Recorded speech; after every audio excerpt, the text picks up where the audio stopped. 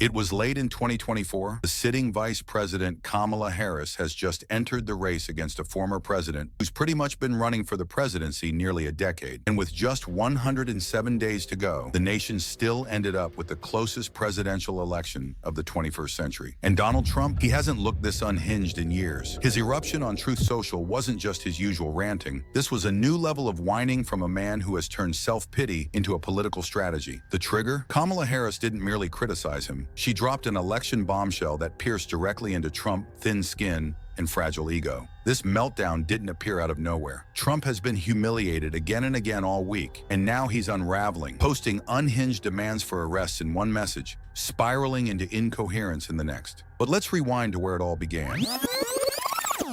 Before Trump imploded online, Harris went for the jugular on Rachel Maddow's show. She reminded voters of Trump's pattern, a man who promises the world, distracts with lies, and delivers nothing for the American people. As she put it, I know his type.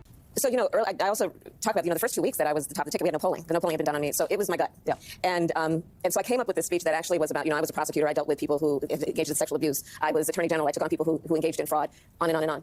And so I know his type. I know his type. I remember this line, yeah. And because there is, there's something about in the English language that phrase, I know his type, that does a lot of work for you. Because it's something we all relate to, whether it was that boss, it was that person, whatever. I know his type. I know his type. And she is right. If you really look at this, folks, Trump has never really left the apprentice stage. He is still running a reality TV show. The only problem with that this time is, instead of just the viewers of one networks being the ones to suffer through his garbage, the whole nation now have to suffer from his make-believe word for the next 4 years. Kamala's line, I know his type, has still not lost its zing even till today. All of us in our lives know just that one person who acts like Donald Trump. It was a devastating line because everyone knows what that means. We've all dealt with that type, the bully, the manipulator, the fraud. And Harris wasn't just describing a type, she was describing Donald Trump. She refused to take the bait, refused to play in the gutter where Trump thrives. Instead, she pulled focus back to what he never had, plan. No plan for lowering costs, no plan for healthcare, no plan for the people, only vengeance on his enemies. Trump promised his base he would bring down prices on day one. It'll be numbers that nobody can even imagine. We're going to get the drug prices down. The drug prices down. Not 30 or 40%, which would be great. Not 50 or 60. No, we're going to get them down 1,000%, 600%, 500%, 1,500%. Numbers that are not even thought to be achievable because I've used a certain talent that I have. He lied. Instead, unemployment is up, inflation is up, grocery costs are up. His entire brand is built on deception, on dangling big promises, and delivering nothing but chaos. I dare any Trump supporter to tell me one thing that the prices have gone down since Trump took power. In fact, in a recent economic analysis, most items have gone up more than 10%. Cost $6.77. Why the change? Well, McDonald's says it's because of ranchers thinning their herds. We're producing much less beef than we were several years ago because the herd is much lower. With a lot less beef, that's led to skyrocketing prices for cattle. Let's do these two together, bananas and coffee. These bananas, $1.50, but last year, this same set of bananas would have cost $1.38. This coffee, it's up 40% year over year. Now it's $8.99. Why the big change? Well, that's because the majority of these products are imported. Yet Trump is on TV every day stating things have never been better in America, courtesy of him. If we Americans want to live in Trump's reality make-believe world, instead of the real world, so be it. But I think we are better than that. We are smarter than letting a con man deceive and con us now going on over 10 years while he and his family enrich themselves, while the rest of America suffers under his bungling regime. Yes, I deliberately called it a regime and not a government. And yet what truly set him off wasn't being called out for failure. It was being reminded of the one thing his ego cannot stand. The election was razor thin. He has built his entire narrative on the illusion of overwhelming strength, insisting he commands a sweeping mandate. But the truth? His victories have always rested on quirks of the electoral system, not the will of the majority. That's why Harris's words cut so deeply. She shattered the fantasy he's clung to for years. And Trump's response? 2 furious outbursts on Truth Social, incoherent, bitter, and drenched in delusion. He ranted that Harris was lying.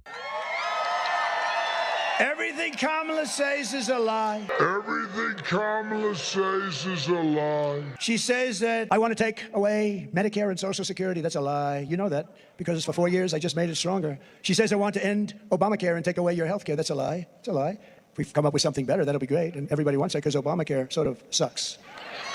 It's too expensive for the people. She talks about Project 2025, which I have absolutely nothing to do with. She says, I know that because of Project. Well, we've denied that. I have no idea Project 2025 is. I've never read it and I never will. But they make it sound like it's for me. She says, I want to ban IVF, a total outrageous lie. In fact, I'm going to require insurance companies to pay for IVF. And that was long, and many other things. I'm going to protect your Medicare, your Social Security. We're never ending it. She said we're in it. She never heard me say it. If she ever heard me, let her prove it. She gets up and lies. He's going to end Social Security. No, the nice thing is we can fight back because we have a voice, so we can fight back. We can tell you what's true and what's not true. But Kamala's open borders catastrophe, this is what's going to kill your Social Security. Her open borders will kill Social Security, Medicare, and frankly, will kill our country as a whole. It's going to kill us. According to a recent study, Kamala's plan, giving free health care for illegals, will rob Medicare of over $2 trillion. It will never recover, and I will never let it happen. The reason Kamala's campaign has been reduced, this desperate, pathetic stream of hoaxes and lies, is very simple. She's a liar. The entire world can see she's a total train wreck. And by the way, I looked at her this morning. She had a little news conference, lasted for like 2 minutes. She's exhausted, you know? She's exhausted. She's a train wreck who is totally unqualified to be the president of the United States of America. There are some people who thrive under pressure, and there are some people who crack under pressure. She's a cracker. And the more pressure Kamala has, the more you see it happening. No, she's cracking. The race wasn't close, but he won by millions. Recycling the same conspiracy scripts we've heard 100 times, only louder, only angrier, only more detached from reality. Then came the absurd, wild claims about sabotage, technical glitches, even a broken escalator at the United Nations, framed as a global plot. It would be comical if it weren't so telling.